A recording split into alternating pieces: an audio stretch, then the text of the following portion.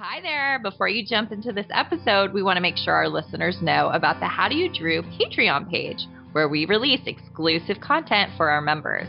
We've shared unedited video versions of podcast episodes, rare Drew Barrymore photos from our digital archives, movie commentaries, and so much more.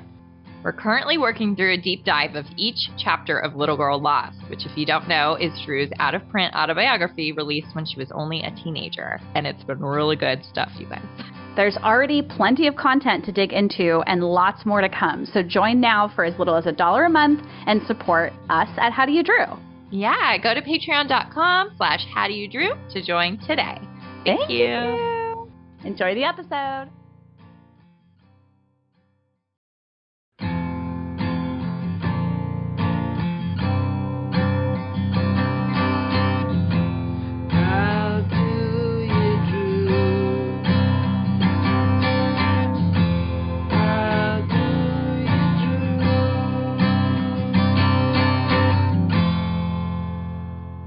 Hello, welcome to How Do You Drew? This is a Drew Barrymore podcast brought to you by thedrewsium.com. And sponsored by our friends at Positive Medium. I'm Anne. And I'm Ashley. Here we are. Goodness, we haven't recorded in a while. I know, it feels weird. And we also, I guess the last time we did, maybe it was something like really small. Yeah, I don't know. It was a short one. And this is going to be a big, long episode. Yeah. I feel like I should point out that I have a new microphone. Hopefully you're all enjoying the sounds of my new audio setup. And, no pressure to me to make sure that everything sounds really nice and crisp. Whatever. It's going to be an upgrade because I think our last 2 or 3 recordings I was on my phone. So, yeah. Yes. Yeah. So everybody enjoy the soothing tones of Ashley. Ashley giggling all the time. Yes. All right. Real quick. I'm just going to call this a little tidbit. Okay. Because I just thought it was just one of those silly little nuggets that we like to know. Mm-hmm. Drew had Ben Stiller on the show, and apparently she calls him Benjamin Rabbit. That's been her name for him since Duplex. And she really also said that she still quotes Duplex every day. I was like, what? Wow, really? Is that quotable? Maybe I need to give it another watch. That makes me think that too. Right? And then it was really sweet. He said that he recommends anyone who ever has the chance to do a movie with Drew to do it because it's literally the best experience and that she lifted him up. Oh, I know. That's so sweet, really sweet. Yeah. And then he was talking a little bit about how he hasn't delved into comedy in a while, directing wise. And then Drew just got real this look on her face. And she's like, a bell just went off. I have such a weird idea. I have to talk to you about it off camera. Oh, I have a weird idea for a movie. So whatever that means. She keeps having those moments with people, where it's like. And then she's also telling media outlets, I don't need to do movies ever again. And I'm like, well, seems like you do. Seems like you at least want to be making something. I think she's itching to produce something. It seems like, for sure. Maybe. But I want to see her on the screen again, and on the other screen, the bigger screen. Yeah.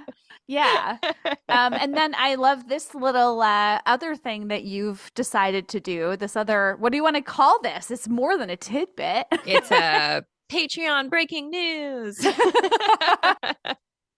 Yes, if you are not on Patreon, just listen up to this. Patreon.com/howdoyoudrew. Talk about some beautiful audio. Yes. So tell me what you've been doing for our Patreon members. So we are sending packets to our $5 tier members, packets of Drew magazine clippings. Anna and I both happen to have hundreds of doubles, as that was what we always called it back in the day on the grapevine, doubles. So duplicates that we already have in our collection, probably some of them 2, 3, 4 times over.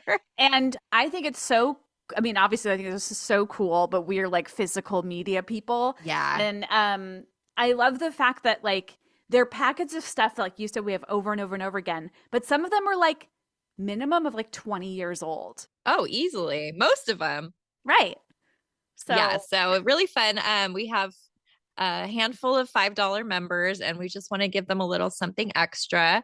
Our $1 members get pretty much everything else, like all of the episodes that we release over there. We're still on our Little Girl Lost kick. We've done one movie commentary for The Wedding Singer. We're definitely going to try to do more of those. What else? Photos from our digital archives that are maybe a little more rare. So, and we've been sharing. This is a perfect segue. We've been sharing full scans of the entire features from the magazines that we've been covering lately. So we have Movieline 92, 94, 95. And I just scanned Movieline 98 to go up with this episode. So if you're over there, go check it out. You can see the whole article, page after page, full page of them. And nice scans of it, which, yes, it's like the next best thing to having it in your hands. Yeah. Or maybe better, because then we don't have to worry about crinkling it. You can't crinkle a PDF. That's the quote of this episode, I guess. Yeah, if we named our episodes silly quotes, that would definitely be it. You can't crinkle a PDF, but we love paper. Okay, merch idea. No. If anyone is interested in creating our merch, please hit us up, because I want to do it, but I'm so overwhelmed by it. I want somebody that just is like, oh, this is in my wheelhouse. Let's do it. Yeah, that would be nice. Just putting that out there. howdoyoudrewpod@gmail.com. All right, let's talk about what Drew has proclaimed her love for recently. I love love. All right. Drew loves being afraid. Ooh. She loves Lifetime. The channel. Chameleons, of course. Actually, that comes up in this article, I think. Interesting. She loves smoothies. Ooh, it's been a while since I've had a smoothie. Yum. I had one yesterday, believe it or not. She loves polenta. And then she also mentioned she loves grits, that had previously been on our list, but this was a little cool tidbit. She said she got really into grits when she was living in North Carolina filming Firestarter and Cat's Eye. Oh, cool. So we got like an extra tidbit of. I know. I'm like, too bad we already did that episode and we didn't know that really important information. But now we know. Now we know. And now you guys know. Yeah, and it's in our brain bank now. Exactly. All right. Finally, she loves a pepper jack. Not my favorite. Me neither. I don't know why. And we both love cheese. Okay. And then she loves Italy. Oh, my people, my home. Yeah. Our people. Yeah, both of us. Sorry. No, I'm trying to claim Italy just for myself. It belongs to you. It's okay. It's okay. Don't be shy. All right. So, this is always a fun moment of our episodes. Let's talk about the Drewism of the week. Those cool little isms that we do. All right. I don't have audio for this one, unfortunately, but I just thought this was a fun little sentence. She was eating something super spicy that Pilar had made on the show. And she said it hits, but then it dies down into Pleasure Town. I think I watched that episode because she kept excitedly talking about the spice, and I somehow missed that little tidbit. Dies down into Pleasure Town. That's wonderful. Oh. Yeah. Drew and her loving of spice. All right. What about our mailbox? You've got mail. We've got 2 pieces of mail this week. The first comes from Instagram user Macy Renee Gruber, who had gone to a taping at the Drew Barrymore show and shared some pictures. And she had a really cute Drew-inspired suit outfit on, and her tie had pictures of Drew on it. Aww. So I just had commented on it. Oh, and they gave her a card, like a Dear Drew card that they were using on the show. Oh. I'm not explaining it well, but I was like, damn, I would love to have that.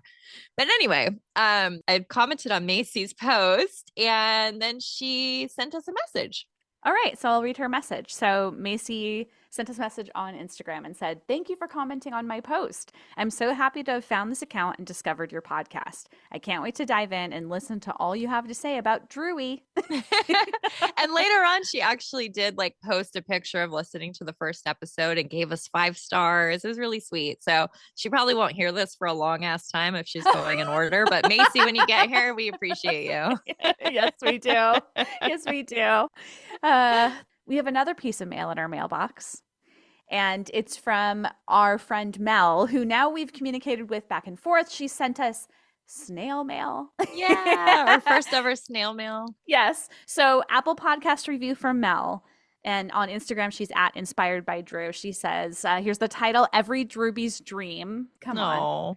And then the review says, I absolutely love this podcast. If you love Drew Barrymore and want to know more about her, this podcast is it.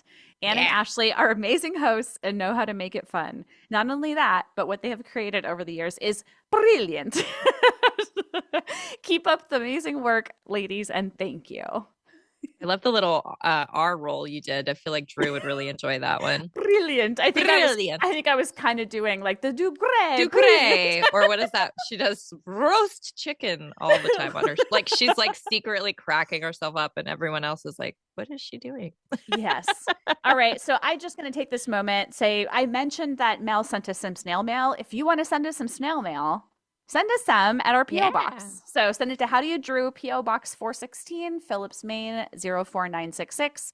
If you go on the podcast, howdoyoudrew.com, and you go to contact, it's on there. There we go. And also, man, thank you, Mel. We love reviews that are positive. Some asshole gave us 1 star at one point on Apple and brought our average down. I'm still mad about it. Sure. If you don't have something nice to say. I mean, come on, 1 star. There's a little more effort being put in than that. I don't feel like. Maybe they listened to episode 1. Or just the trailer. Anyway, if you have good things to say and you want to leave lots of happy stars, please go do that for us. We always appreciate that, guys. Yes, we do. All right. So I feel like we haven't had something for the segment in a while. So what did you pull for the kind comments corner? Yeah, we don't even have an audio to bring us into this. Like, we need to work on this corner a little bit more. Okay, so SZA was on the Drew Barrymore show. I guess it was her first talk show appearance ever. It was a really cool interview. I really liked it. I haven't watched that whole thing. I just saw this little clip. Yeah, so she's obviously a total Drewbie, like a hardcore, serious, real Drewbie. And she just had the sweetest things to say to our girl.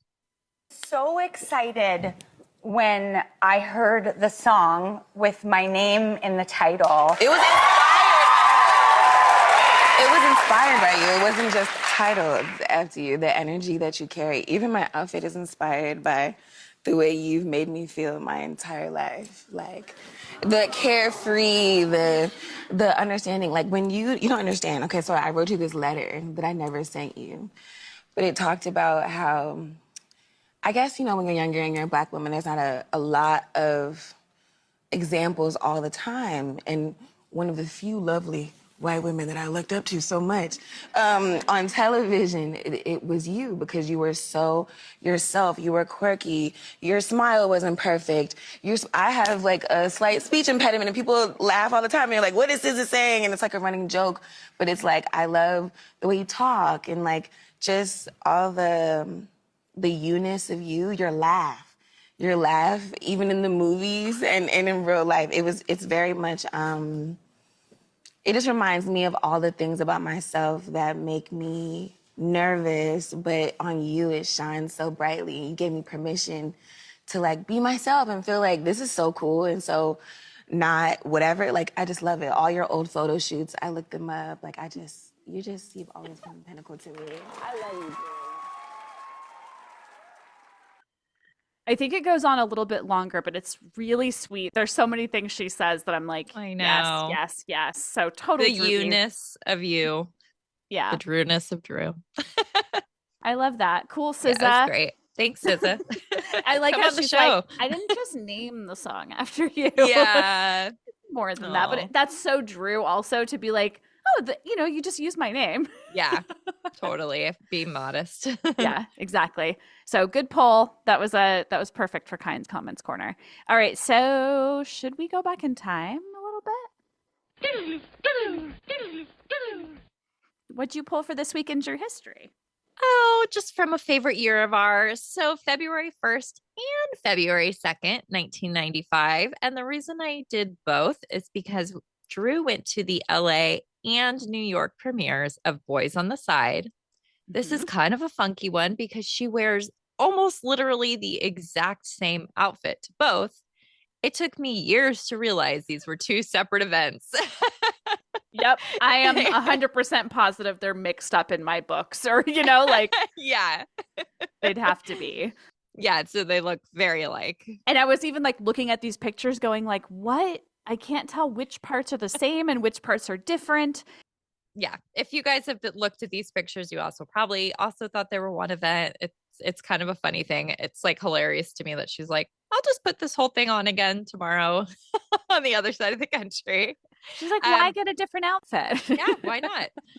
This is really cute though. The LA premiere, we only recently discovered David Crosby was there in attendance to support Drew, which I just think is so lovely. I feel like that's like a very late in the game time for him to be showing up for her. Do you agree? Mm-hmm. Yeah. I like knowing that. It's really sweet. I didn't remember that if I ever knew it. Yeah. But it's really sweet. And then I was just looking on Getty Images to see like who else went. And I saw Chris O'Donnell was there, which is also so cute because like she goes to his movie premiere for Circle of Friends like a month later. And, you know, then their two big movies come out over the summer, Mad Love and Batman Forever. So I just love that. I always love like people supporting each other. Yep, totally. And that's one of the fun things we get to do with like these little moments is like, yes. Wait, why? Because Drew is business savvy. And it seems like, you know, that support is one of the big things that makes the world go round. Yeah, I think she definitely feels that way. There's some really cute footage from the LA premiere on Getty. Let's just play this cute part because I really like this is so Drew being Drew. Excuse me, I have this huge wad of gum in my mouth. It's so rude.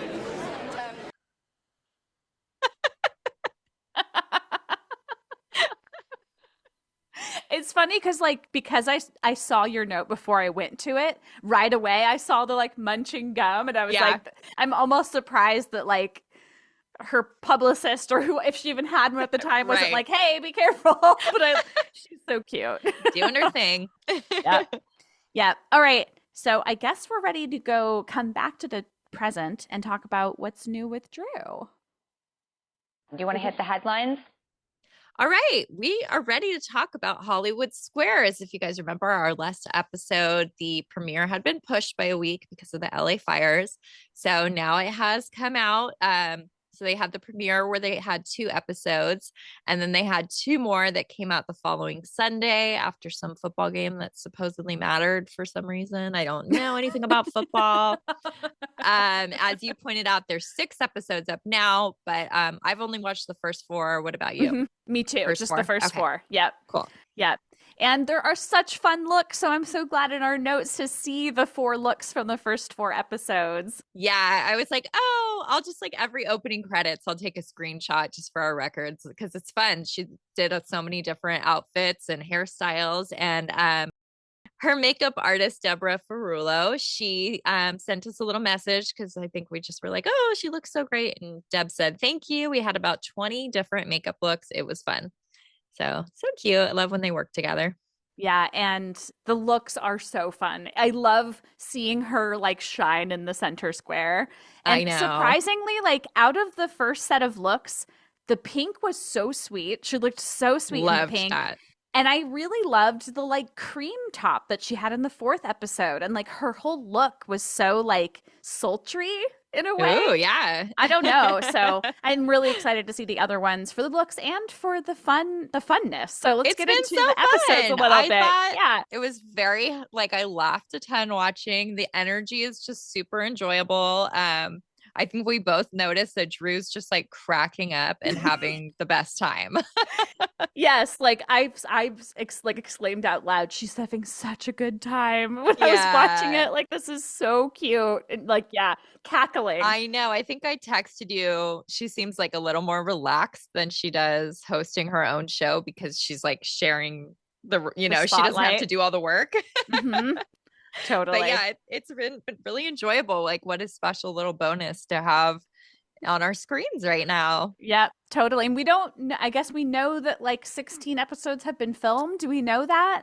I think it's around 16. It's somewhere close to that. Yeah. They just did it over. It was just 1 week in August. I know. Which is crazy. It was wild. So I'm excited to see all the ones that come out and then to see how much more they do. Like, is this like an ongoing thing? I'm wondering the same thing. Yeah. I hope people are enjoying it.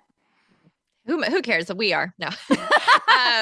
The final round that they do on the show, like for the person to win the ultimate prize, is like a quick true or false trivia about each star, which I love. And I wrote down all of the ones they did for Drew. Since you already watched the episode, you probably know the answers. But I knew all the answers already. Good. Me too. I'm sure there's one that I questioned myself on, but just because I was like, maybe. Yep. Same. But let's talk about them because I think it's really fun. Okay. The first one was she once crashed an RV at a gas station. True. Yeah. If you've read Wildflower in 1996, there's a whole paragraph, a whole chapter about that. That's a fun one. Okay. She makes her own honey. False, but I thought that this was possible. Yeah. False. I did the same false, but I was also like, whoever made up that was definitely like smart, channeling her energy. I know that the person got it wrong. Like they thought that was true. Yes, that's true. Okay. She once dyed her hair red to audition for a Lucille Ball biopic. False. False. She dyed her hair red just to look hot. No. I was gonna say that's clever. Because I mean, I was almost like, well, I could see her maybe at some point having like potentially thought about playing Lucille Ball, like a comedian. But also she's had red hair, so like those two things could really trick people. Yep. Not us though. Yep. Nope. And then finally, this was an easy one.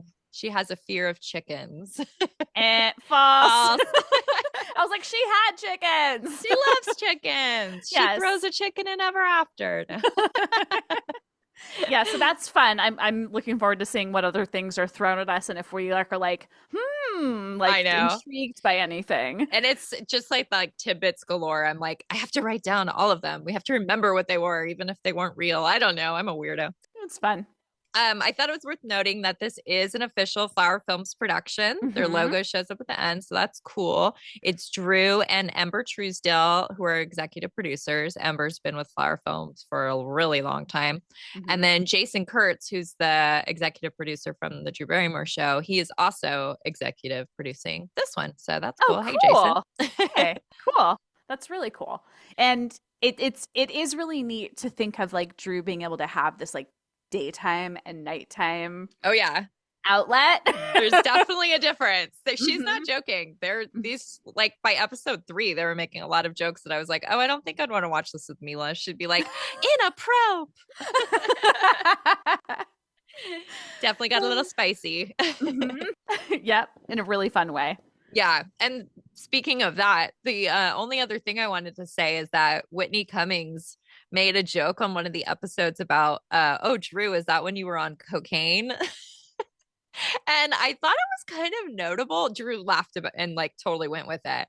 I thought it was notable because when we've been doing our Little Girl Lost research, we kind of realized that never really gets mentioned in any of the interviews that she did. Like it wasn't a secret. It's in her book, obviously, but they didn't really ever talk about cocaine usage when she was doing all her press. So I just was like, she's almost never really spoken about that beyond the book, which it's just was interesting to me. The book is a lot, but I think there's also like, she has these things where it's like, we've already gone through this. I don't need to keep going back over it. But those little, when people bring it up, it's like, she's Drew Barrymore. She's got this past. Oh, yeah. All right. So should we talk about another collaboration that Drew has with yet Do we another? Have to? No. I'm just kidding. Yeah, so this is an interesting one.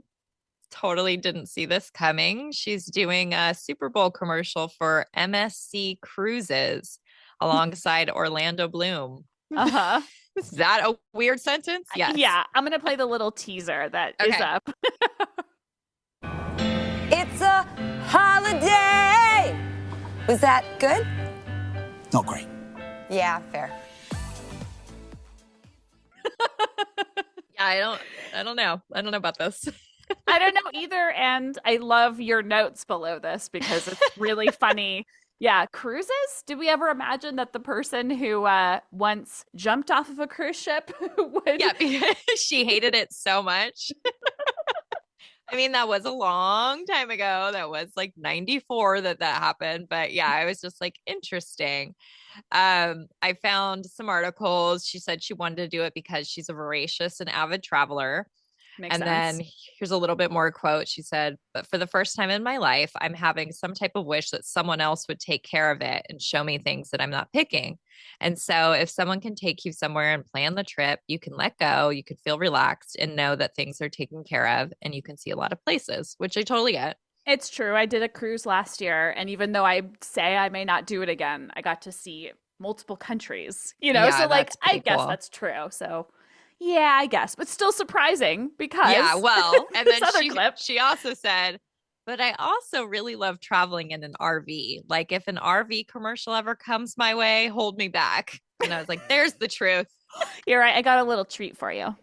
What's that? Oh, it's the RV, Dougie. It's the magic car. Woo woo. Home away from home. She's singing that about as well as she's singing Holiday in this commercial. We haven't played that in way too long. I know. I was like, this is perfect. Like, Perfect. And love I it. just realized we mentioned RV twice in this because yeah. you talk about the RV crash Yes. and then so Always comes on back around to the RV. Yes, it does. Yes, it does. And this is kind of exciting piece of news. We don't get to say this very much other than Drew Magazine. There's a new magazine cover. Yay, new shoot and everything. They didn't just recycle some old picture. Good point. That's what really makes it groundbreaking.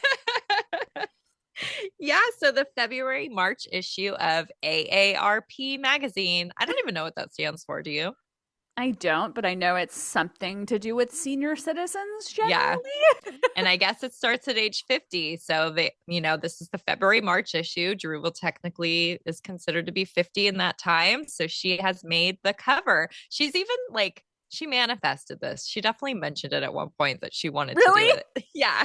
And I told you this is so random and weird that I randomly, like I swear the day before this came out, Adam Sandler's cover on AARP came to my mind. That's so weird. I don't know. By the way, AARP stands for American Association of Retired Persons. Oh, okay. Exactly Amazing. what Drew Barrymore at almost 50 years old should be an aspiration. Yeah, that's not happening anytime soon.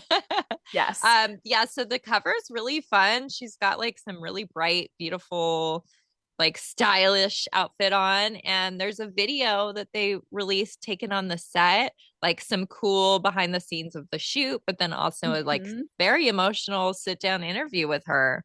Yeah, and I'll play a little clip from it, but I'm sure we'll link to this on the episode page. Check it out because I love seeing the behind the scenes. I can't wait to see the other pictures. Yeah, and the video is called At 50, Drew Barrymore Finally Finds Peace. Oh, okay, so here's our little clip.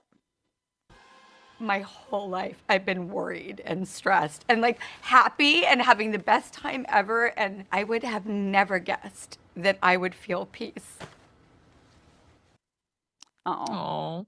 But she is like sort of in that almost crying voice for like a good chunk of this whole thing. Yeah. It's really neat. So congrats, Drew. Yes. Congrats, and can't wait to see the rest of the magazine. I know I haven't been able to find out who the photographer is yet, so definitely looking for that information as well. Cool. So yeah, we'll report on that when we know more, I guess, maybe. Hey, Drewbies. We are here to tell you about our website hosts, Positive Medium, and they sponsor the podcast. We've been clients of theirs for over 10 years, and we use them for all our website needs on thedrewsium.com. Their services include customized web design, professional coding, search engine optimization and marketing, plus hosting, which has been huge for us for many years. Plus, their incredible customer service has been one of our favorite features. They've literally saved our site quite a few times, and they always help with minor troubleshooting in a matter of minutes. So whether that's coding issues or back-end questions, etc., we reach out, we get help immediately, which is just invaluable. Lucky you, to our listeners, Positive Medium is offering 25% off any managed WordPress hosting plan using our promo code DREW, that's DREW. Visit our friends over at positivemedium.com. Thank you. Okay, should we talk about an older photo shoot? Yeah, we should talk about something from approximately how many years ago now? I always like to make us do math. Why? Almost 27 years ago? 27 years ago. Is that right? Yeah. And this is extra freaky because I actually remember buying this. I'll tell the story in a minute. But we are talking about Movieline, April 1998. So we're continuing our little Movieline series. We did, as I mentioned before, 92, 94, 95. Now we're at 98, and there's going to be a couple more to follow after this. The article is by Michael Fleming, and this is the first of the features in Movieline that was not written by Stephen Rebello. He had done the first three. And this one also breaks format by being a Q&A. So we're going to have to like sort of discuss it a little bit differently, but we're going to do our best. Yeah, Ashley did a good job of breaking it down. We'll get there. Thanks. But it's a fun and long article. They get into a lot, and because of this, it seems like they just included everything instead of like the way there's not the fun with Stephen Rebello. There's always like these beautiful descriptions of like, I don't know. Of like her house or driving in the car with her. Exactly. Yeah, but we do at least get a little bit at the top. We do. Okay, so the photos were taken by Albert Tolot. The hair was done by Katharina Earhart. Makeup by Jillian Fink, which is a collaborator and friend of Drew's. Jillian Fink Dempsey now? Yeah, still? You might know her now as Jillian Dempsey. She's sort of married to Patrick Dempsey. They like sort of split up for a bit, but I think they're back together. All right. And then styling by George Blodwell. Okay, so let's hear your story about getting this magazine, because I don't remember getting it, but it feels like so present in those early days of our fandom. Yeah, totally. So I definitely remember being in line at Blockbuster Video, just to set the nostalgia for you guys. And they used to sell magazines. So it was like right up there and at the counter, and her beautiful face close up on the cover. And I was so excited to buy it. And I think this is the first time I ever bought a magazine specifically just for her. Like I just become a fan, and like how cool that this is something I got to dive into right as I became a fan. Like great timing. Yeah. I mean, we're realizing that we like, as fans, 1998 was like so rich. Yeah, we were so spoiled. Yes, and this is a good example of that. And it gets into it. It gets into like all the movies that she's like working on or has released recently. I also just want to mention, this is like the early days of collecting. Obviously, I just became a fan, so I used to cut stuff up in really weird, stupid ways. And so I cut out the title page, like just the title, which is Drew Barrymore, Daisies and Butterflies. And that has forever been and still is the like title page of my scrapbook, which at the time was like one tiny little binder. Now it's like 25 huge binders, but that's still the first page of my your like original original one. So I'll post a picture of that. Luckily, I guess I've replaced it since, because I have an intact.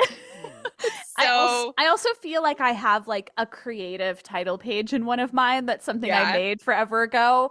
Creative, creative. You know, it's like something cut out and that's so great. Oh yeah, there's definitely like little cutout butterflies and daisies I put on there too. It's pretty good. Actually, if you want, I'm going to send you a picture of it right now so you could laugh on the air.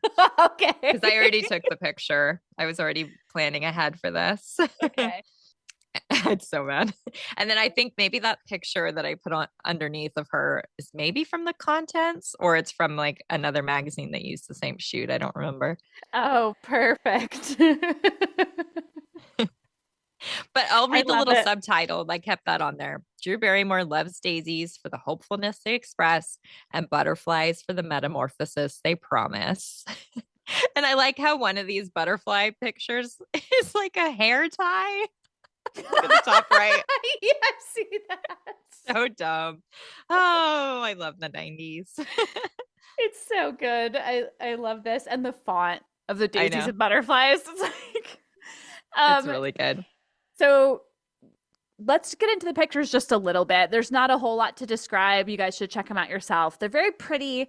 I've never loved her look here for some reason, but I think she looks really beautiful. Like I love the like softness of the way they shot her and dressed her. Soft is the perfect way to describe these photos look. They're very like classically beautiful.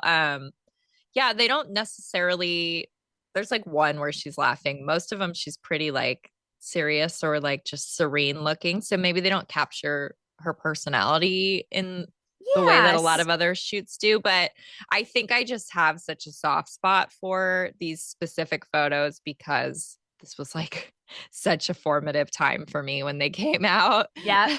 The hair is so like specific to a very certain time too. Oh yeah. Like that bang, and it's almost like a curly like bowl cut. I know. It's actually like looking back, I'm like not a favorite hairstyle of mine that she's ever had, but it's also like you said, it's so specific to this time. Right. It brings like I don't know, it brings me back. Yeah, I have this feeling. Totally. This is also one of those like I feel like it's so familiar that I like would just flip past it. Yeah. I totally get that. And there are a lot of outtakes, you know, a lot on photo agencies, but there were also a lot printed in other magazines from this shoot. So yeah, it does become that sort of like your eyes just glaze past it sort of thing. But they're really beautiful. We'll share the full contents on the episode page and we'll share a bunch of the outtakes as well. So you guys can experience the softness. Yeah. Wait, did Teen Magazine in 99 use these as well? Yes, I believe so. For a moment, I was like, there's something that feels familiar, but not in this layout. So yeah, I feel like we probably, speaking of doubles, we probably each had like 10 copies of that one, right? Yes. I don't know why. Yes. Because Teen was just, I don't know. Everyone had it. We probably knew. A lot of people That's like, true. who knows? Who knows? There are just certain things that are very prevalent. If you were there, you understand. Yes. But yeah, I'm like looking at this cover, imagining like seeing that on a stand. It was really cool. I'm telling you. Stunning. It's so beautiful. So you all, you should go check out the pictures on our episode page so we can get into the article and do the fun part that you can't do with your eyes. I mean, you can if you have a copy, but otherwise you need to get those ears ready. So we're going to go through the whole article. It does start before the Q&A kind of kicks off. It sort of starts with the description of setting the scene, which we always really like and appreciate in an article. Yep. Okay. So the article starts with Drew, quote, whisking into the lobby of the Sunset Marquis Hotel perfectly on time. And she's by herself and she has her CD player. Again, the 90s. Love it so much. So then there's an outfit description. We love these. Brown tweed coat with a knit scarf flecked with daisies, a burgundy blouse, black pants, and blue, red, and yellow striped socks. Yes. So fun. It's very like 98 Drew. I can totally see it. The author says that Drew oozes natural charm and feels like they're best friends within minutes, which is such a common feeling that people describe. We get it. Totally. Yes. And she immediately kicks things off by comparing drag queens to butterflies. And she says, quote, drag queens give themselves the absolute freedom to be androgynous and express themselves through fashion and clothing and to be different characters on different days. And this is where I have to come in. You know, I'm going to manifest this right now. I don't understand how Drew has not been a guest judge on RuPaul's Drag Race. It makes no sense to me. Ross is one of her best friends. He's a regular judge. She had RuPaul, him, and Carson Kressley, one of the other regular judges, on Hollywood Squares already on the same episode together. How has nobody been like made this connection? She said that's Olive's favorite show. Like, what is happening? Like, I got to get to the bottom of this, or it's going to be announced soon that she's going to be on. And you heard it here first. I think that all of this is justifiable anger towards this, that it hasn't already happened. And it's part of Paramount. So it's like she's in the family. Like, it just, I'm so That's confused. weird. It's going to happen. You know, maybe she, no, I was going to say something terrible. Like maybe she hates drag queens now, but we know that's not the case. We know that's not the case. She has to go on there. Is it Ross like on there a lot? Yeah, he's like, it's literally RuPaul, Michelle Visage, who was just on Drew's show, Carson Kressley, and Ross. Okay. Those are the judges. Drew will be on. Yeah, it has to happen. You're manifesting it. It has to happen. So moving on, because let's go back to, that's the future. Let's go back to 1998. Okay. So there are some requisite paragraphs dealing with Drew's famous family, her childhood stardom and teen troubles, all that stuff. There is a cool quote I like that you pulled. It says Barrymore rebounded, and by 16, having won legal control of her finances and parted company with her mother and former manager Jade Barrymore, she began to build her career alone. It's a good quote because it feels very like it became a business relationship. And this is something, because we're going through Little Girl Lost, I was like, it's so true. Yeah. And it's kind of phrased in a way we don't normally hear. Like, she got control of her finances and her career and her mom's out. Like, we don't really normally think of it that way, but I find that fascinating. So me too. That was cool. It also goes on to describe quickly, like, her comeback, thanks to, quote, her screen presence, charm, and sweet sexiness. It mentions how directors love her, but she still has some wild child in her, like tattoos, Letterman flashing, quickie wedding. We all know the story. Yep, goes through all that. And then it talks about the 3 1998 projects, The Wedding Singer, Home Fries, and then Cinderella, which was yet to be retitled Ever After. And it says, which I didn't really realize, it says Flower Films as a Fox 2000 based company. Yeah, that's interesting. Like, I didn't know they were a subsidiary or something. Well, I think that makes sense because I don't remember what episode it was, but we were talking about Bill Mechanic and how he was in charge of that. And he was really part of a lot of Drew's career moves at this time. So that's right. Yeah, that makes sense. It's funny how some of these little like facts, like the thing about Jade being like businessy. Yeah. I think maybe we've focused on like the emotional part of that in the past. And now we're like understanding that it was like Drew's a professional and has been a professional for all of her life. And so totally. Yeah. Okay. That's why we love doing these projects, because we like put together pieces in a new way. Or sometimes it's like, oh, this is because of this. And like, we never really thought about it before. It's just so much fun for us. Hopefully you guys enjoy it too. And it's probably, just fodder for our future book. Oh, yeah. Talk about manifesting something for the future. I love it. Yes.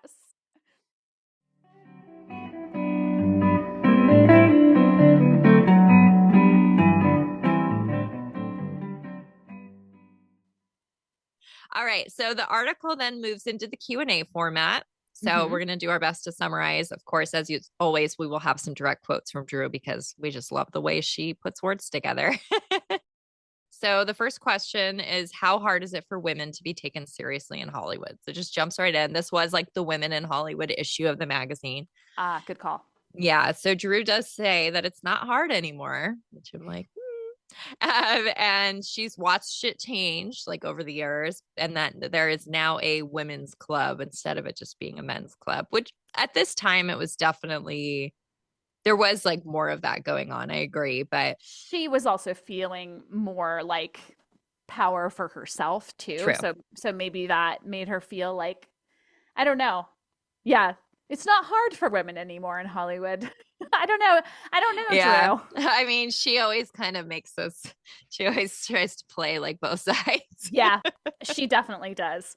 Okay, then they ask, is Drew's career what she wants? And Drew says, there's a quote, "Sorry for the Valley Girl phrase, but totally. I used to drive down some crazy street in the Valley when I was 12 years old, wondering where I'd be at 23. This has far exceeded my hopes." And of course, you saw I noted, we just read a chapter in Little Girl Lost where 13-year-old Drew steals her mom's car and driving around. And it's very clear that she has her own set of keys to this car. Yeah. She rarely drove it. And so this just further, yes, she was literally probably driving around the valley at 12 years old by herself. Just, yep. Just gotta mention that. We just gotta mention that she says, I used to drive down a cravey street when I was 12, and we mean in the driver's seat. Yeah, not the passenger. Yes. Then she's asked if she was resentful when she kept getting typecast in Lolita type roles. And she says no, because she wanted to play those parts. She found them really exciting because they were nothing like her in real life. Mm-hmm. That's always been what she says about it. But I do like that she's like, no, I wasn't mad about it. There was a time I couldn't get work. Yeah. Then they ask, did Cinderella appeal to her because it, quote, shuts the door, unquote, on bad girl roles? That's interesting. But we have a long response that is a quote. There could be an element of that there, but I hope that it doesn't close the doors so I can't go back to that opposite extreme because I want to do everything. Cinderella is a different kind of challenge. This was hard for me, scary, because I wanted to abolish the cliches, yet still have the magical fairy tale. This team of filmmakers wanted to make a classy production. We set out to make a beautiful movie. I didn't want to be a blonde Cinderella who has her bosoms out as she's dusting the fireplace. I wanted to play a girl from 400 years ago with an English accent. Cute. It is cute. And it does feel like she's mentioned more recently, like it really was the sort of like, okay, after the Letterman flashing, she was sort of like, you know what? I'm ready to change my public image. And like she went and did Cinderella. Like it's at the same time, I remember she was offered Boogie Nights and like was maybe going to do that. And she kind of weighed the two and went like, this is sort of the way I want to be seen from now on. And you know, I think she's downplaying it here. I think it was definitely strategic. I think, and didn't we have some sense that there was like business savviness? I mean, obviously from early on, but there was something in maybe an earlier Movieline where like she was on the phone with her agent and they mentioned that she was like, no, that's not like the next step in my career or something. Yeah. I don't know. I feel like this is her like, I don't know. Anyway, I'm babbling, but. Okay. So then she's asked if she bonded with Angelica Houston over their Hollywood lineage. And it says everyone at Fox wanted Angelica for the part. And it came down to Drew's phone call. We know this story. Mm-hmm. And Drew was saying, let's pay homage to our families, Barrymore and Houston, and have them looking down and smiling. And then Drew says Angelica laughed and then she did it. So the power of a Drew phone call. Yes. We hear about it a lot. Yes. And that particular one, it's always like in the headlines, you know, our the names. Marquee, Barrymore, Houston. In fact, I still remember, this is such a sidebar, but I remember hearing Howard Stern whenever After was coming out. And this was when he was always really mean about Drew and like making fun of the way that it said like Drew Barrymore across the screen in the preview. It's like, well, yeah, she's the star of the movie. Of course, her name is going to be there. Anyway, I always think of that. It's like affiliated with this little Angelica Houston quote. Drew Barrymore. Okay. Then the author mentions that Drew made an indelible impression in Scream. Yeah, she did. Yeah. She talks about being set to play Sydney, the lead role, and how she joined forces with the name we won't say, HW, because they believed in the movie and the, quote, untouched genre. And she thought about the potential of financial success. I think she says for like the first time. Yeah. Other people kind of saw it as a slasher B movie. Then they pitched it as a franchise to Robert Rodriguez in Toronto, and then fixed on Wes Craven, who seemed perfect. They talk about like the genre change that he did with, I forget what movie they talk about of his. Nightmare on Elm Street. Yeah. I also this was always kind of one of those connecting puzzle pieces. This one little line here about pitching it to Robert Rodriguez in Toronto, because Drew went to the Toronto International Film Festival in 1995 and was at the premiere of Four Rooms, which Robert Rodriguez is involved with. And it's like, that's why she was there. Like, obviously that's why she was there. It's really cool. Yes. And I like this little quote you pulled about how she kind of like came to this decision about Scream. She said, all of a sudden, one night, I don't know why it hit me. I was in my New York apartment and I got on the phone and said, I have to play the first part. Yeah. And So he cool. kind of clarifies, like, oh, wow, you were just willing to let go of carrying a movie that would be like your biggest hit since E.T. And she's like, yep, I knew that the opening was going to be the most challenging. She was like thinking of Janet Leigh in Psycho and Angie Dickinson in Dress to Kill. And she was thinking about how in scary movies, you always know you're safe when you're with that one character. And then she explains, quote, I knew if I died, then nobody would be safe. How cool is that? It messed with the system and they let me do it and it was fun. Yeah. I mean, we all know these stories, Yeah. but I love it. What a punk move. Yeah, but it's like so cool. We love that she was instrumental in this decision. Yep. And like just had an instinct. Yeah, and it totally the marketing being around her face, like the whole thing just blew people out of the water. And it worked so well that I went into the movie knowing what was going to happen because a friend, like at a sleepover, couldn't fall asleep because she'd watched the movie. And so I was like, well, just tell me everything that happens because I'm not going to see it. And then it, that's hilarious. Now it's my favorite movie. But so I knew. And I still remember so clearly as it was happening in the movie, even knowing, I was like, this can't be, like, this cannot be happening. Like, she has to get away. So very effective. Yep. And the author of the article says that the sequence was frightening. It is in Scream. It's meant to be. It's meant to be jarring. Yeah. So Drew says about it, there are two ways you could go with that role. Girls can be tough, kick the bad guy in the sternum, shove him out of the way, and fly down the stairs. No way. If it was me, I'd be shitting, vomiting, puking, peeing, crying in a corner. I wanted to play the character that way. She says, I spent 7 days, and you noted it's lies. It was 5, but okay. She says, I spent 7 days, up to 18 hours a day with blood all over me. Later, I made jokes about how I didn't have PMS for 6 months because of that movie. Yeah, she loved that quote. Yep. Yep. There's a little more Scream talk here because he asks if she this guy for sure like tries to push her a couple times. Like, I don't like your answer. I want you to answer Tell me differently. more. Yeah. He's like, no, you must regret your decision. So he's like, don't you regret not being able to be in the sequels? And she's like, no, she loved Scream 2. And she really did miss everybody when they were filming it because she felt like she was part of that family. But because she wasn't doing it, she was able to go do The Wedding Singer and Cinderella instead. There we go. Business decision. Yep. And she still found a way to feel good about it. He said, does she feel pressure to play a lead in a big hit? And she said, she sees quote unquote enjoyment signs instead of dollar signs with The Wedding Singer. Cute. So cute. And I love that you noted it had both enjoyment and it made some money. Yeah. So. And it is interesting because like The Wedding Singer really was her first lead in a big hit. Like really was weird. The first. Like it's crazy to think about. Mm-hmm. And then it was like the first of like boom, boom, boom, boom, boom. So yeah, whether she felt the pressure or not, she made it happen. Yep. Yep. He asked how The Wedding Singer came about. She definitely downplays the way that she stalked Adam Sandler because she was convinced they needed to work together. Because she just says like that she has a production company and she was trying to develop things and that she met Adam because they wanted to work together. So it's kind of funny because more, later on she tells it a little differently. Mm-hmm. But she said that they each had an idea and they chose his, and that was The Wedding Singer.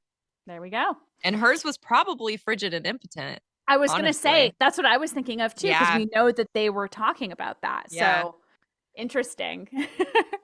I love this weirdness. So he asks if Drew wants any of the roles that Winona Ryder is getting.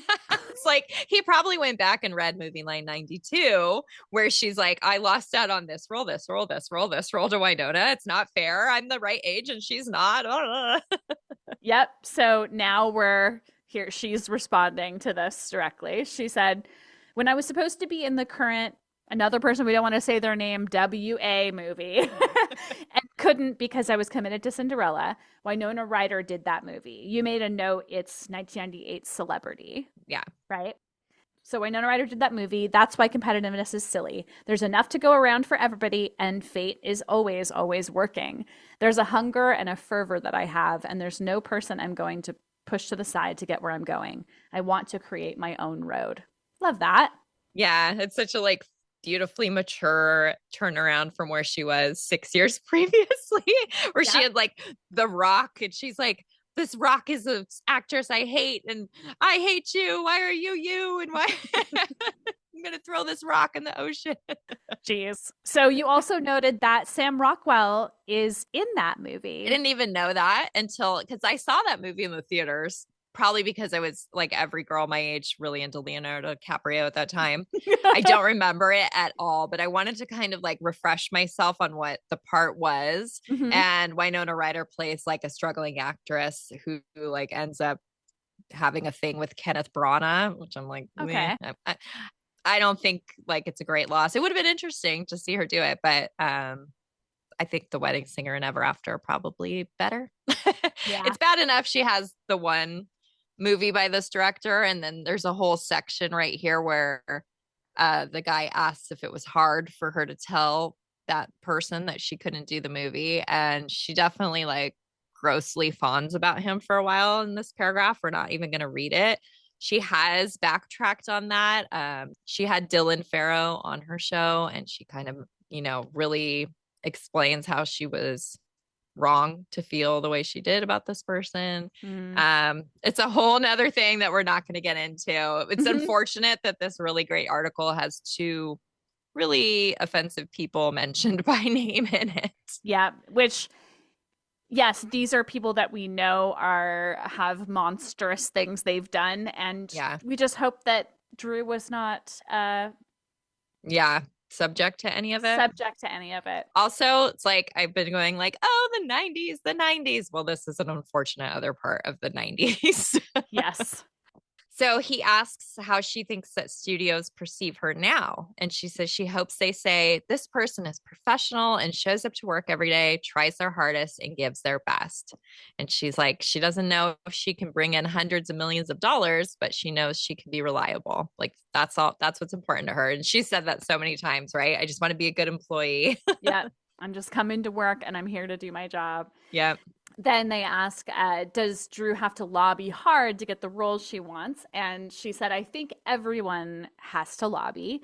You have to fight for these things, but the fight makes it worth it. And then she said, I don't trust things that come easily, which I swear I've heard her say that exact line. Totally. It sort of reminds me of her saying on the MTV movie special in 99, like, as I jumped through the firing rings and it was singeing off my body hair, it felt good. Exactly. Yep. So now he asks if she thinks about like marriage and babies, because she'd done The Wedding Singer and Home Fries. And she's like, all in due time. She used to think that she could just have a baby at any time and be okay, which is such a like funny young person thing to think. I think I used to have that. Yeah. And then she says, quote, but to tell you the truth, with each peanut of smartness I accumulate, I get that I can wait. I always looked at it too quixotically. The truth is, I'm going to be such a good mother, and I'll be thoroughly excited about it. And I think I'll have a very honest relationship with my child. It's something I think about every day, and I pat my tummy and know how sacred and beautiful it is. And I prepare for it every day in gathering information. Someday, when the planets are aligned just perfectly, I will have a child. And I was like, immediately like, oh, I don't think we put that in our episode about motherhood. And it's so good. Like, it's so sweet. And it's just wild to think like it was another 14 years before she had Olive. So she gathered a lot of peanuts after this. Yes. The peanut of smartness. So cute. It's a Drewism. It is a Drewism. It's great.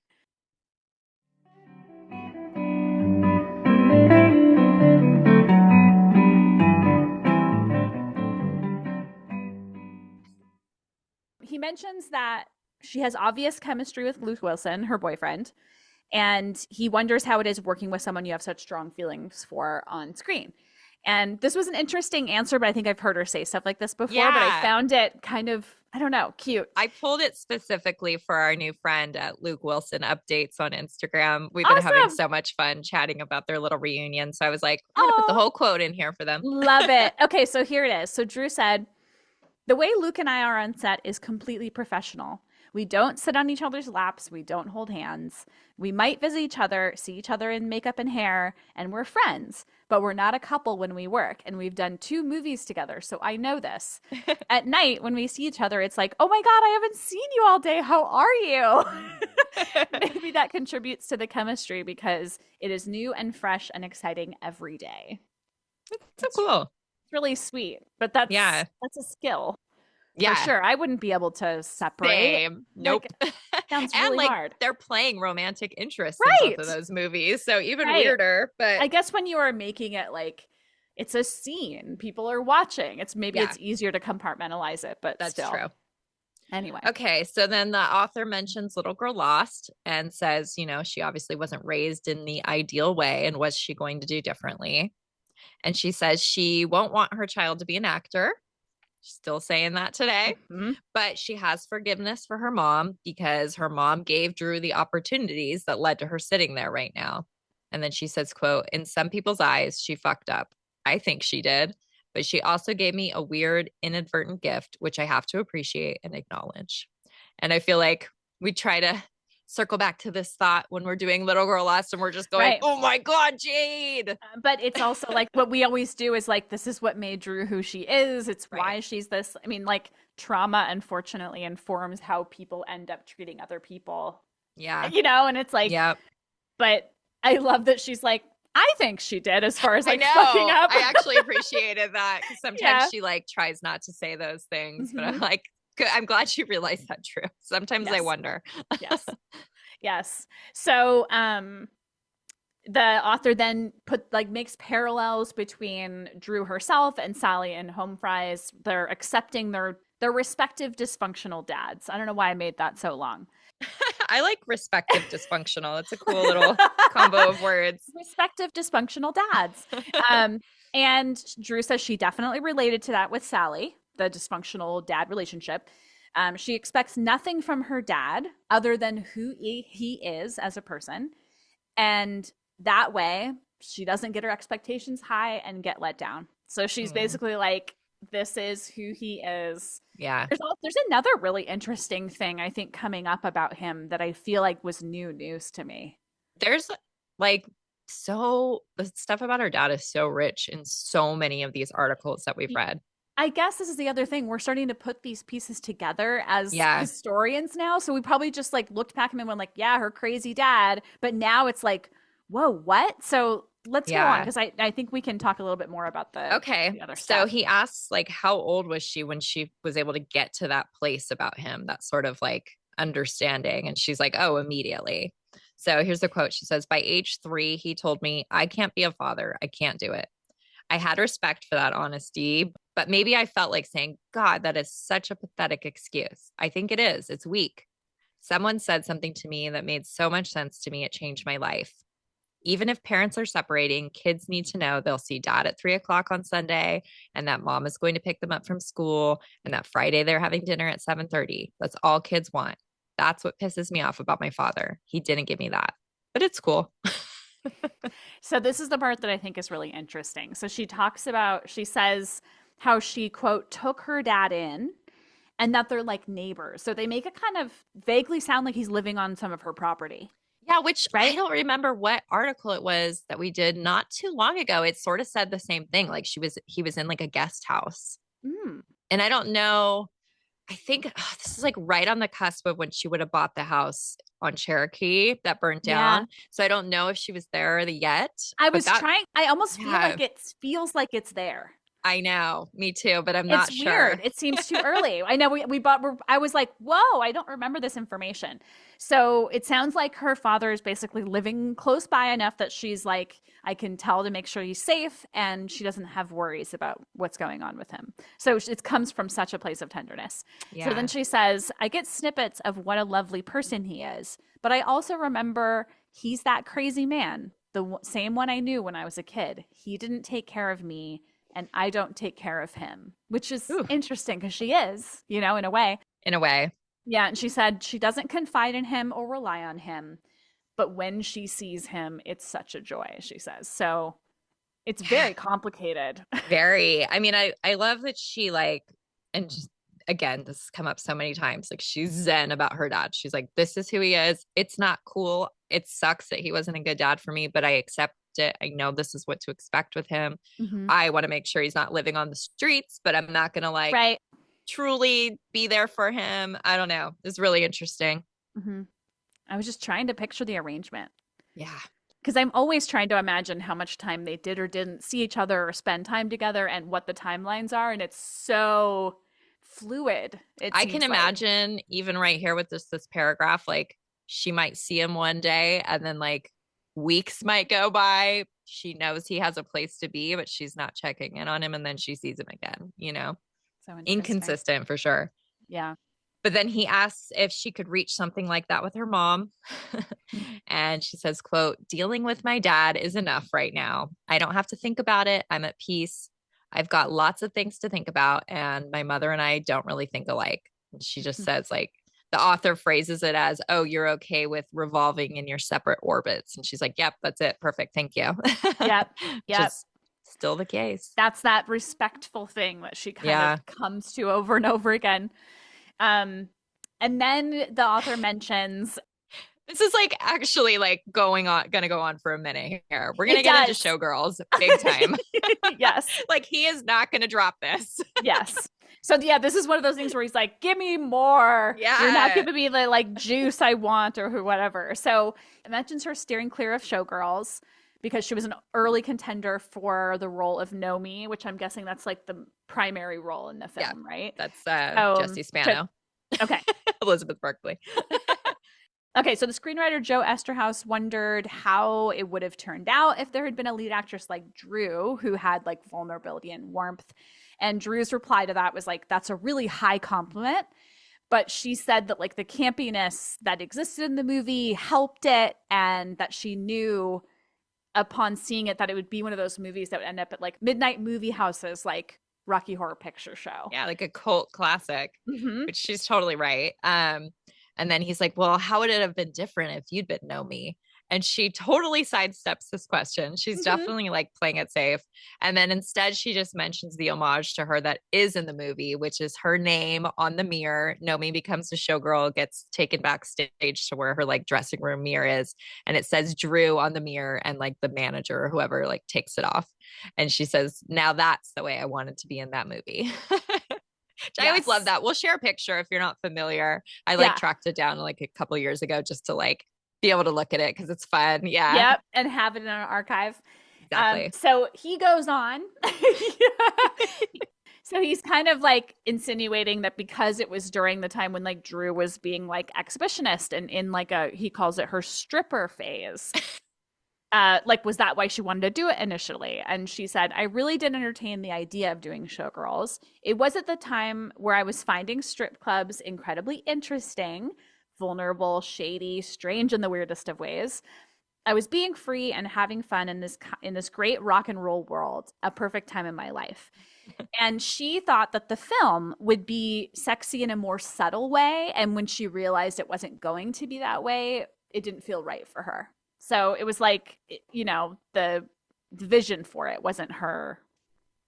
Yeah, makes perfect sense. Yeah. And then, of course, he has to bring up one more thing. He's like, "So were you relieved that you didn't do it once you saw it?" And again, perfectly answered by Drew. She says, "Well, I was glad I didn't do it because I was glad it was the way it was. I enjoyed it the way it was. I dig the film." Now let's move on. Yes. Then he asks, what women in Hollywood does Drew admire? And she goes kind of on and lists a few people. She lists Jodie Foster, Courtney Love, Jennifer Jason Leigh, and Patricia Arquette. And she goes on regarding Patricia Arquette. She says, "Her family lived nearby when I was a kid, and I used to see her in the early to mid 80s going around with painted mustaches on her face, wearing glitter platforms and crazy colored tights. She was so glammed out in the coolest, most individualistic way. She's always been a hero of mine. I want to work with her so badly. I like her because she's sexy, vulnerable, and truthful." Such a fun image. Like she talked about each of these women, but that one I was like, that is so fun. We have to read this. Yeah. And they still haven't worked together. Weirdly enough, while I was doing the notes on this, was when the Ben Stiller episode was on, and they were talking about Severance, which she's in. And she like mentioned Patricia Arquette, and I was like, oh, she still likes her and like still been all these years they haven't worked together. She got to work with David and Alexis, but no Patricia. Not yet. Then he asks if Drew has a big ego. And she mentions in therapy, she's learned to not be untrusting of good things that come to her, which I thought was like probably something she still deals with. Wouldn't you think? Yeah. Wouldn't you think? Wouldn't you think? And she's still shocked over how well things are going. But she also knows what it's like to have it all taken away. So it's just like she can't have an ego because of that. And I thought this was cute. She says, you don't get to sit on some diamond mushroom every day. Life isn't like that. It's ups and downs. I'm terrified of ego. But like that's another thing we could talk about as far as like her experience as a child, her experience going to this institution, her experience with Jade. Like she really does know what it's like to lose everything. And she's still like so grateful for every opportunity she has. Like she's never even like gotten rid of that feeling, you know. It's kind of fascinating. I don't know how many times we've heard her say like it could just go all away, so like appreciate every day. So this is it feels very familiar. The author mentions that both Drew and Courtney Love share this achievement of reinventing themselves, which was pretty cool. And then she says that they both worship butterflies for their metamorphosis. And she said that because Madonna changed her look all the time, that was really exciting and kind of inspired them. So it's neat. It's about metamorphosis, she says, which just like Drew. This is sort of a weird question that he puts in here. He's like, so how have you kept audiences and the press from turning on you after all these years? It's like, I feel like it could have been phrased in a more kind way. So she says, quote, that's great if they still like me. I don't know the answer. The only thing I can think is there will never be a tidal wave of glory for me. I pray to be like the ocean with soft currents, maybe waves at times. More and more, I want the consistency rather than the highs and lows. I don't need to be high profile. What I want to do most is continue to work because I'm very happy when I'm working. I love being an employee. So there it is. And I feel like, again, like she still would answer this exact same thing, you know, like she won't even really like call it her show. It's like our show. Like she doesn't want to be the like glory, the tidal wave of glory. She still feels like a cog in the machine. Like I think she's proud to be a cog in the machine. Totally. This sentiment just feels that's so Drew. Then he asks, in 5 years, does she want to either be a top actress, a director, or living on a Texas ranch raising kids? And she responds, I go back and forth. In 5 years, I really want to be a more enlightened hippie living in Texas. At least half of me does. The other half would go nuts and really wants to play the game. Directing is exactly where I want to go next. Oh, it's just cool. It would be another 10 years before with it. But, and I also think he obviously did some research to be this like Texas ranch thing because that very much comes from Luke. And she mentioned that in other articles too. This made me sad though. He's like, could she really leave LA behind? We've expressed her feelings about this, but she says she doesn't know. It's always been her base and her one form of consistency. And she's definitely. It was quite some time later until she actually did. Yeah. And she's spoken like about how freaking difficult it was to leave LA and move to New York. And she even recently kind of was like, I might go back there. Like you could tell it was like still lingering for her. She'll be back. It's in her blood. It's in her blood. Then the author like tries to get into her wild periods and her stripping and her infatuation with lesbianism, and she like shuts it all down. She says, it's all been done, so who cares? I feel like she's kind of like, dude, enough. Stop trying to like push buttons and be like edgy. But he does get some fun stuff out of her. Yeah. So then he asks if she has some kind of secret vice now that she's so well balanced. Like, is there something that is sort of off?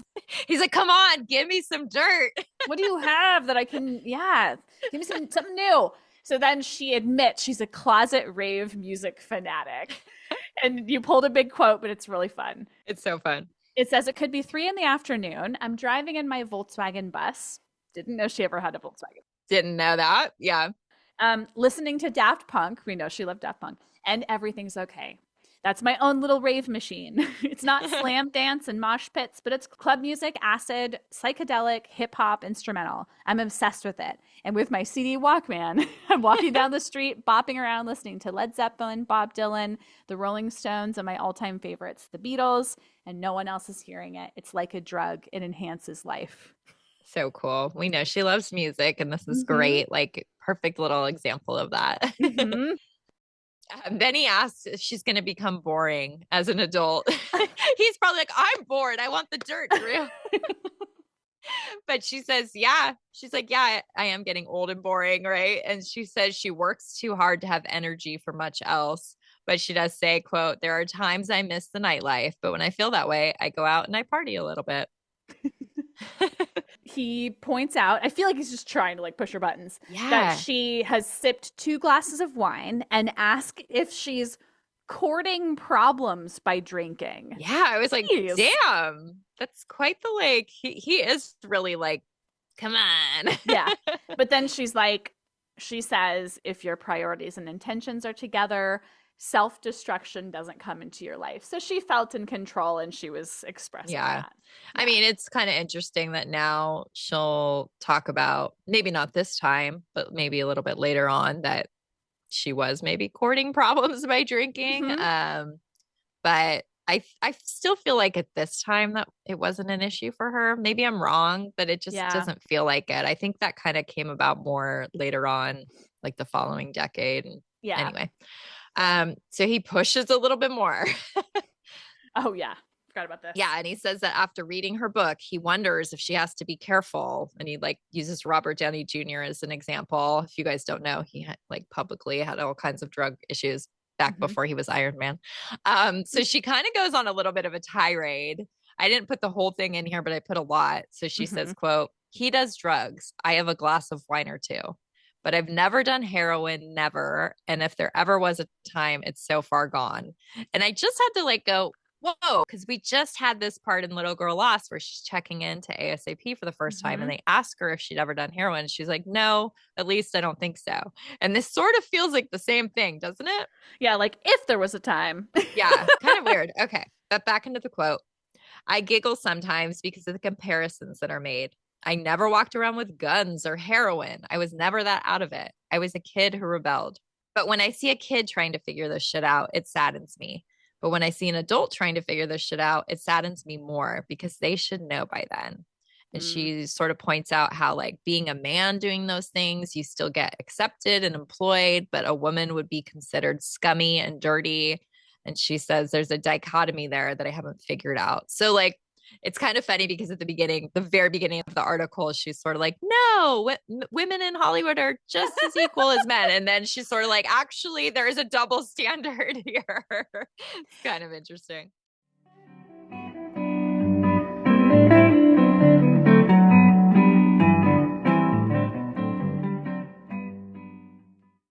Okay, so then the author brings up the film All She Wanted. The author brings up the movie All She Wanted, which I'll just say now became Boys Don't Cry starring Hilary Swank. So just to give you guys some context. So he brings up that this movie is moving forward, like Drew's working on it at this time, and asks why she would want to star in such a bleak film. Because if you don't know the story, you should look it up. It's pretty sad. But she said it's a chance and a risk for her, and that she wants to make an exciting movie even though a tragedy takes place. So she sees a lot of opportunities in it. And it sounds like they got pretty far with the production of this, because she said it's taken years of living with it, really working with the writer, and the evolution has taken us to the point this movie is ready to be made in the right way. It's fascinating, right? Yeah, it's fascinating because I feel like we looked into this a little bit, but like the version that Boys Don't Cry, like that is different than even what was going to be made, right? Like, was it a different like script? And then it ended up like people were suing each other. Diane Keaton was involved. It's a whole thing. But like, and we talked about this last time we brought it up that 1995 Drew, when she first was attached to this, and it was going to be Flower Film's first thing that they were going to do. Like, we were like, yeah, we could see her. Like, she was really sort of androgynous at this time because the character is like, I think probably transgender. Yeah.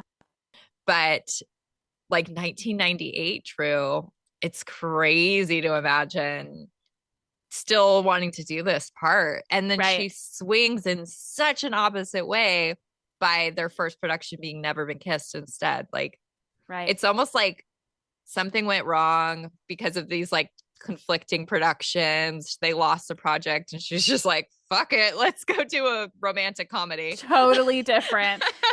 Yeah, but it still is really strange to imagine all of it. And what would her career have been like if that's where she went instead of Never Been Kissed? This article gets into so many like it talks about Showgirls, Scream, and now this, that it's all of them are like, whoa, like how different if the decision was different. Yeah, I mean, and even this next part is about something that she like, could have done maybe. So he asks if it's true that she might play Sandra Dee in a Bobby Darin biopic. And she says she's totally unaware of that. And she's like, isn't that a tabloid creation? I love what you pulled. So this is pretty funny. I was like, where was she? Because like this, I remember this coming up multiple times. I'm like, where was the source of this? And the oldest thing I could find was an article in Variety from March 1997 that kind of mentions that she should be attached to this. And it was written by Michael Fleming, the author of this article. I'm like, is he trying to make his own rumor happen here? So weird. Yeah, like it was an idea that he had or someone else had. Yeah, he wrote it in there, and then he thought it was real. Yes, probably. And then I go down these little like research things. So eventually, that movie became Beyond the Sea. It came out 6 years after this, and Kate Bosworth ended up playing that role, which is kind of funny because she's also now married to Justin Long, Drew's ex. So it's just like interesting little parallels. I love that you found out that he is one of the ones that wrote I died. I scrolled up to look at the date and then I see by Michael Fleming. I'm like, dude, I'm on to you. It's you. It's your own. You made it up. All right. So then he says he thinks it would be a good part for her because like, no, come on, make it happen. Because she was put into show business at a young age and had terrible things happen to her and never found happiness, unlike Drew. So Drew has found happiness. She says there were a few years she didn't know what she was doing and wasn't finding success. So he thinks it's a metaphor, but we know that this is actually a true story. So he like put brackets, like metaphorically speaking.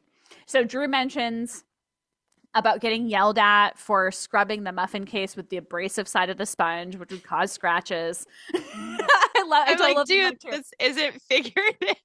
She worked at a coffee shop when she was a teenager, and her boss was yelling at her for doing this. And he's basically like, go freaking be an actress. Like, this is not the role for you. Yep. So then she says she kind of realized she was lying to herself by thinking acting wasn't what she should focus her energy on. So the question and answer seem a little disjointed, but it's still interesting. Well, that's true. That's true. So he's like, okay, so what are you going to focus your energy on now? And she says the 3 flowers she's planted, The Wedding Singer, Home Fries, and Cinderella / Ever After. And she's also focused on Flower Films projects and the charity work she's doing. She's inspired by Elizabeth Taylor and Shirley Temple, women who use their base for something positive. Mm-hmm. She loves being an actress, but also wants to do more with it. She likes meeting and working with people in the business, but also she doesn't want to socialize and party with them. Which she still says. She just had said recently she's not Hollywood Bob. Which we like. Yeah, I don't know why that's so funny. I like it. It is so funny. Oh, he kind of like is clarifying, like you don't try hard to play the game and get noticed. And she said, no, I try harder, but my channels are different. I'm not at every function. I'm getting deals together and sitting there trying to find out who's the up and coming writer and how can we get them. I work harder than ever on this. Even on my time off, I'm in my office all day. We're open 10 a.m. to 8 p.m. and I'm usually there noon to 8. That's the one thing. I'm usually late to the office. She's like, fine, Michael, I'll give you this one little thing I do wrong. I know you're looking for dirt. That's my thing. You can end the article with this big one. Yes. Oh, it's so good though. It's a good one. I do appreciate this one being like very focused on her career. That's kind of why this has always sort of been one that I go back to for reference a lot. Like when we do articles on these certain movies or whatever, I'm always like, oh, I know they talk about that in Movieline 98. Like this was sort of the first place that ever really mentioned her early involvement with Scream as far as like a sort of secret producer. And I used to use this to like tell people, oh no, she's like very instrumental in it getting made. Like she joined forces, like she went out and found the directors. Like she was really, you know, part of and she's talked about that more openly in recent years, but I always liked this as like, oh, as a Scream freak that I am. Yeah, something that has like in writing some details about her involvement. Yeah, especially when I realized like Robert Rodriguez in Toronto, like we have proof that's true. Yeah, that was cool. Making our puzzle. It's funny to like, I don't remember ever noticing before how much the author is like pushing certain topics or like really wants a certain answer, and she's just like, she's so good at deflecting and like, nope, I'm not going to touch that, we'll just go and answer this part instead. She's very good at that. She had been in the business a long time then and even longer now. Yeah, she knows how to do an interview, that's for sure. Yes, she does. And that was a fun one, and that was another of our Movieline series. Yeah, so I think it's just 2001 and 2003 that are left, and I don't remember those at all. So it'll be really fun to like see what kind of tidbits we get out of those. Yeah, we probably have each read them once or twice. Yeah. Like, you know, it's so weird, and I still have this thing where things in the 2000s feel recent. Totally.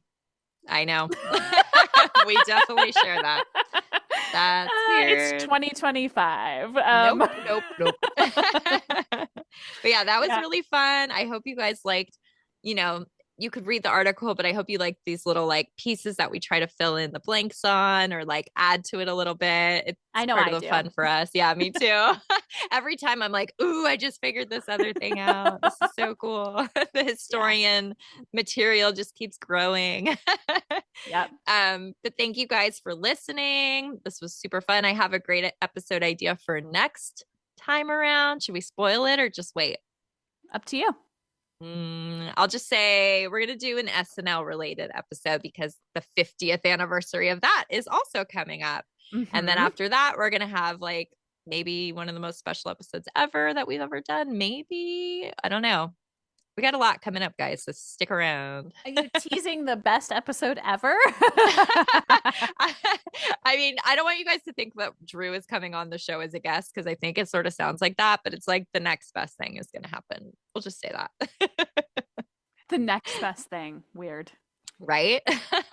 But yes, we love you guys. We love those ratings and reviews, as we mentioned, as long as you don't leave 1 star like a jerk. Subscribe to us. Don't be a jerk. Yeah, don't be a jerk. We're on Instagram at How Do You Drew Pod and at Drewzium. That's pretty much the only social media we're really using right now. And even that, in the state of the world right now, it's like supporting all these freaking billionaire assholes sucks.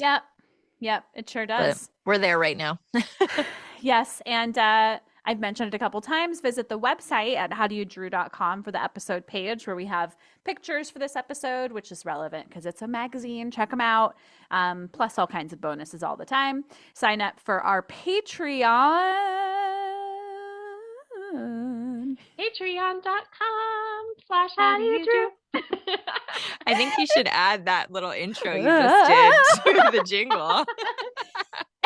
No. And don't forget to send listener mail to howdoyoudrewpod@gmail.com. And that's it for us, guys. I guess we'll see you all next Tuesday. Damn. And this is episode 97. I just want to say that is crazy. We are getting so close to the triple digits, guys. So weird. It's so crazy. All right. We love you guys. Thanks for being here. Yeah, we love you. Bye. Bye.